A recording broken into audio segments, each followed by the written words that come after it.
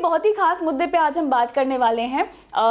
निवेश की शुरुआत कैसे हो। अब सुनने में तो आपको बहुत ही मामूली सा मुद्दा लग रहा होगा, लेकिन ये मामूली ही सही होना चाहिए ताकि आपका निवेश खास हो जाए। और ये कैसे होगा, मेरे साथ जुड़ गए हैं आनंद रांची वेल्थ के फिरोज अजीज। फिरोज, स्वागत है आपका। और जैसे कि मैं कह ही रही थी, बहुत आम सा सवाल है, लेकिन इस आम से सवाल में खास रणनीति छुपी होती है। सवाल इसीलिए भी जरूरी है आजकल फिरोज, क्योंकि बहुत एक तो नया तबका इन्वेस्टर्स का जो हम आता हुआ देख रहे हैं, दूसरा उन्हें नए नए इन्वेस्टमेंट्स को ट्राई भी करना है, उन्हें एक्सपेरिमेंट भी करना है। अब इस पूरे माहौल में जो हमारी बेसिक्स फंडामेंटल हैं इन्वेस्टमेंट की, क्या वो बदलती हैं? कविता जी, मेरे हिसाब से फंडामेंटल बदलने की कोशिश जरूर करती है, बट बदलनी नहीं चाहिए। क्योंकि ओके। जिस सिद्धांतों पे आज तक इंडिया ने सेविंग की या दुनिया ने सेविंग की, वो आज तक इतने सालों की फिनेंस के बाद वो सिद्धांत ऑलरेडी एमर्ज हो चुके हैं जो सही हैं। क्योंकि हमें खुद की गलतियां करने की जरूरत नहीं पड़ती इस दुनिया में, क्योंकि हम इतने जल्दी पैदा नहीं हुए हैं। सब लोगों ने अपनी गलतियां कर चुके हैं, उसको वेल डॉक्यूमेंट कर लिया कि मिस्टेक्स क्या होती हैं, सही चीजें क्या होती है, हर रणनीति के क्या प्रिंसिपल स्टेप्स होते हैं। वो मेरे हिसाब से बुनियादी चीजें बदलनी नहीं चाहिए, क्योंकि it's tested and proven. Point one. Point two, जब शुरुआत करनी होती है तो शुरुआत करनी जरूर चाहिए। राइट? क्या होता है कि हम वो सोच में डूबे रहते हैं कि यार मैं जो राह पे चलूंगा वो पूरी पहले होमवर्क करूंगा, फिर शुरू करूंगा। देखिए, स्विमिंग करने के लिए भी पहले पैर को तो अंदर पानी में डाल के अपनी बॉडी टेम्परेचर को एक्लेमेटाइज करना पड़ता है यार। ऐसा नहीं कि सीधे ठंडे पानी में छलांग लगा ली, पहले पैर डुबाता है इंसान और अपनी बॉडी टेम्परेचर को एक्लेमेटाइज करता है। तो मेरा सबसे बड़ा सबमिशन हर किसी के लिए, हर किसी से यही होता है कि अगर आपने शुरुआत की भी नहीं है तो इतना भी ना सोचें कि आपको परफेक्ट पाथ कार्व आउट करना है। पहले शुरुआत कर दे तो जाहिर सी बात है वो एक दो छोटी गलतियां होंगी, बट उसको सुधारने का मौका मिलता है।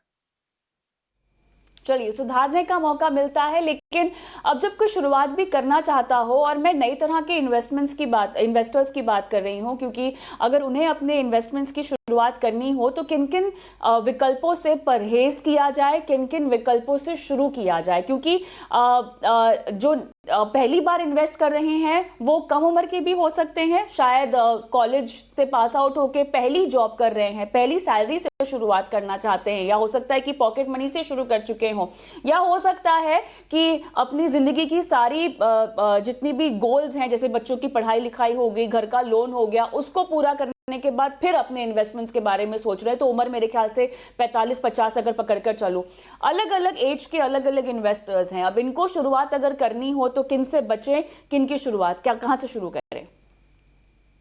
कविता जी, मेरे हिसाब से कोई भी उम्र हो, आप भले ही जल्दी से पैदा होते ही आपके पेरेंट्स ने म्यूचुअल फंड इन्वेस्ट कर दिया, या आप भी 60 साल की उम्र में आप आज तक फाइनेंशियल इंस्ट्रूमेंट इन्वेस्ट नहीं किया, कोई भी ऐसा व्यक्ति कोई भी एज में म्यूचुअल फंड से शुरुआत हमेशा कर सकता है। देखिए, मैं यही चीज क्रिप्टो के लिए नहीं कह सकता, यही चीज मैं रियल एस्टेट के लिए नहीं कह सकता, बट म्यूचुअल फंड के लिए, इक्विटी म्यूचुअल फंड के लिए, या फिर डेट म्यूचुअल फंड, अगर दोनों को म्यूचुअल फंड का एक अम्ब्रेला मानूं, कोई भी उम्र का व्यक्ति अगर आज तक शुरू नहीं किया उसको म्यूचुअल फंड से स्टार्ट करने में, मेरे हिसाब से ये इतनी जेनरिक एडवाइस देने में मुझे जरा भी हिचकिचाहट नहीं। देखिए, आप रियल एस्टेट करने जाते हैं, आदमी यंग है, 20 साल की उम्र है, पहले अभी पगार चालू हुई है, उसने होम लोन लेके रियल एस्टेट इन्वेस्ट कर दिया, तो उसी दबदबे में जिंदगी भर रह जाएगा कि भाई क्या करूं मैं, ईएमआई हिट करती जाएगी, फिर वो कर्जों के एक जंजाल में फंसने की भी गुंजाइश होती है। Right? So point I am trying to make is, कोई भी उम्र हो, म्यूचुअल फंड से शुरू करना अनिवार्य है। Point one. पॉइंट टू, आपको ये देखना है कि आपकी उम्र के हिसाब से गोल सेट करें, क्योंकि उम्र के हिसाब से जैसे जिंदगी इवॉल्व होती है वैसे वैसे इंसान की डिपेंडेंट्स बदलते हैं, उनका सोचने का नजरिया बदलता है, बहुत कुछ बदलता है। सो उम्र के हिसाब से अपने गोल सेट करें। राइट? तीसरा, आप ये हमेशा हिसाब करके देखें कि भाई मुझे जो भी लक्ष्य पे पहुंचना है उसके लिए कितने पैसे साइड में रखने पड़ेंगे। ये बड़ी कठिन चीज है। करंट आज के सोशल मीडिया में दसियों चीजें आपको दिखाई जाती हैं, खरीदने का मन ललचाता है, बटन क्लिक करते हैं, वो पहुंच भी जाती है घर, और डेबिट भी हो जाता है आपके डेबिट कार्ड से या क्रेडिट कार्ड से। तो इतना मुश्किल हो गया है। पहले तो आपको मॉल जाके मन करता था, अब तो मॉल सब कुछ आपके बेड पे है, जब आप सोने से पहले चार चीजें खरीद के सोते हैं, ऐसा हो गया है। So point I am trying to make is, ये हिसाब करना कि मुझे कितने पैसे की जरूरत पड़ेगी अपना लक्ष्य पूरा करने के लिए, उतने पैसे तो मैं पगार आते ही, सैलरी आते ही साइड कर लूं। और is the second step. Third, अपनी रिस्क एपेटाइट को देखें, समझें, बढ़ाएं। राइट, मैं कितने लोगों से मिल चुका हूं जो कहते हैं मैं एफडी में डाला, देखो कितना अच्छा हो गया, मैंने रिस्क नहीं ली।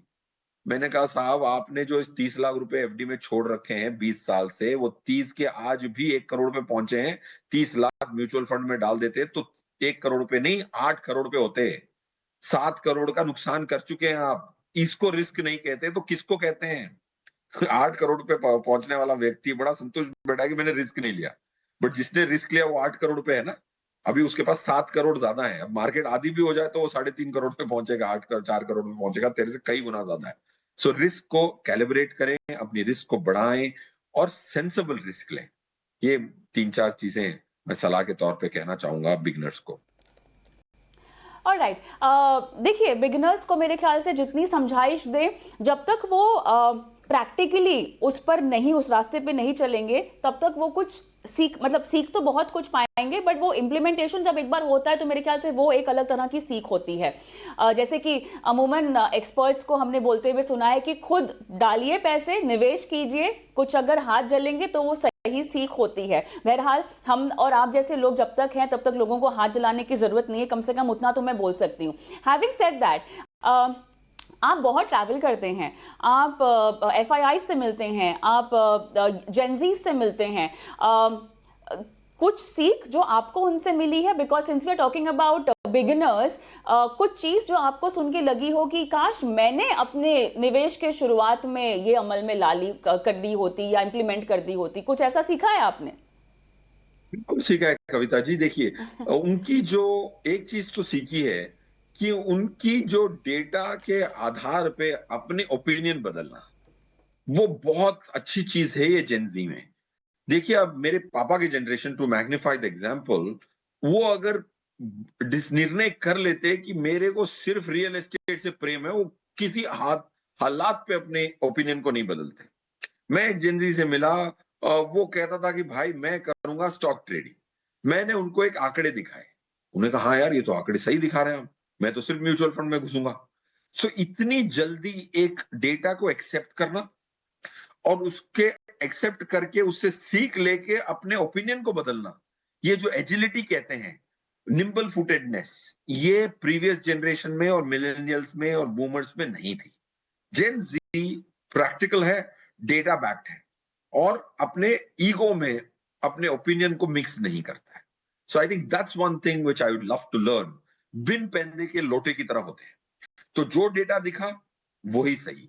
सो I think that's actually it's a very very good attribute in finance. वरना लोग एक चीज पकड़ के जिंदगी काट देते हैं और अपनी ओपिनियन को चेंज नहीं करते। जितना भी डेटा आ जाए उनके सामने, अगर उन्होंने निर्णय कर लिया तो डेटा को इग्नोर कर देते हैं previous generations. Gen Z is very very agile.